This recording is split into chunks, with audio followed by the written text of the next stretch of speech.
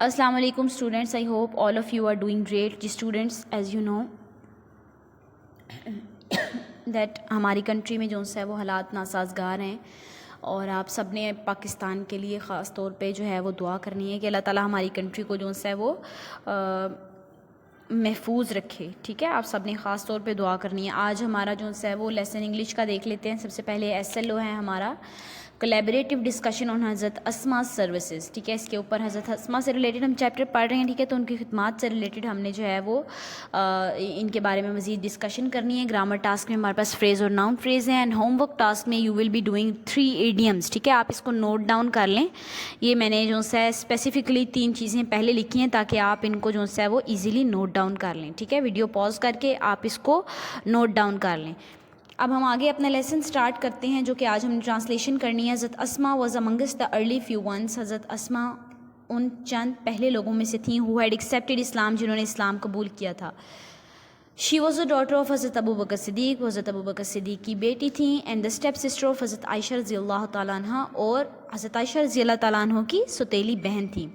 She was हज़रत ज़ुबैर बिन अल-अवाम्स wife, और हज़रत ज़ुबैर बिन अल-अवाम की बीवी थी एंड द मदर ऑफ हज़रत अब्दुल्ला बिन ज़ुबैर, और हज़रत अब्दुल्ला बिन ज़ुबैर की वालिदा थी। और इधर बच्चों आप देखेंगे कि आपका जो सा है वो आंसर है इस क्वेश्चन का, ये जो वाइल रीडिंग में आ रहा है, list all the family relations of हज़रत अस्मा, इसका ये आंसर आपका यहाँ से स्टार्ट होना है। ठीक है, शी वॉज द डॉटर से लेके हज़रत अब्दुल्ला बिन ज़ुबैर तक लगा लें। इसके अलावा ग्रामर में भी आपके पास इसका बड़ा डिटेल और अच्छा आंसर है। ठीक है, आपने वो मेरे ख्याल में यही है, तो आपने इसको मार्क कर लेना है। ठीक है, आगे चलते हैं। She died at the old age of about 100 years. उन्होंने 100 साल की उम्र में वफ़ात पाई। Hazrat Abdullah bin Zubair use to say, Hazrat Abdullah bin Zubair फरमाते हैं that he had seen nobody more generous, कि उन्होंने किसी को भी नहीं पाया मोर जेनरस, ज़्यादा सखी। सखी ये आपने सीन और खे नुक्ते वाली जो खे है उसके साथ लिखना है। एंड ओपन हार्टेड और वसीउल कल्ब। वसीउल कल्ब का क्या मतलब होता है?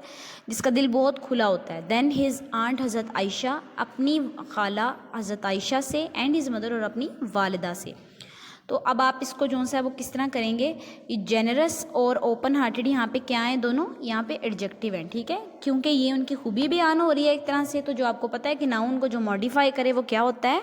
एडजेक्टिव होता है। ठीक है, तो ये चीज़ें आपने साथ साथ मार्क करते जानी है।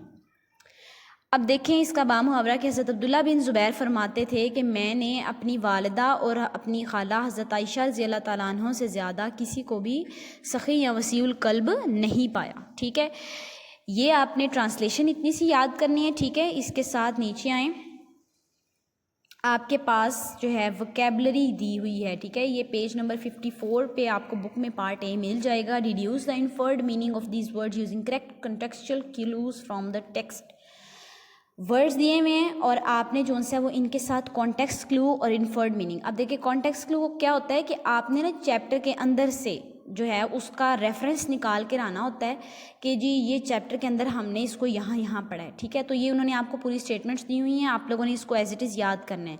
The chiefs were determined more than ever to find them out, they offered huge rewards and bounties for their capture dead or alive. अब कैप्चर का यहाँ पे क्या मतलब है? यानी उनका पकड़ना उनको। ठीक है, और असल मीनिंग इसका क्या होता है? इन्फर्ड मीनिंग, यानी कि जो हम इन्फर करते हैं उससे, जो हम उससे प्रिडिक्ट करते हैं मीनिंग, वो कौन सा है?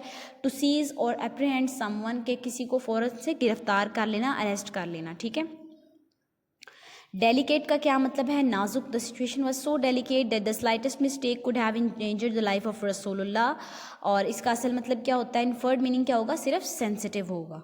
इसके साथ जो है वो नीचे आ जाएं आप लोग, इसके बिल्कुल नेक्स्ट पेज पे आपको नज़र आ जाएगा इंडेंजर्ड और रग्ड। ठीक है, इंडेंजर्ड का क्या मतलब है? पुट एट रिस्क और इन डेंजर।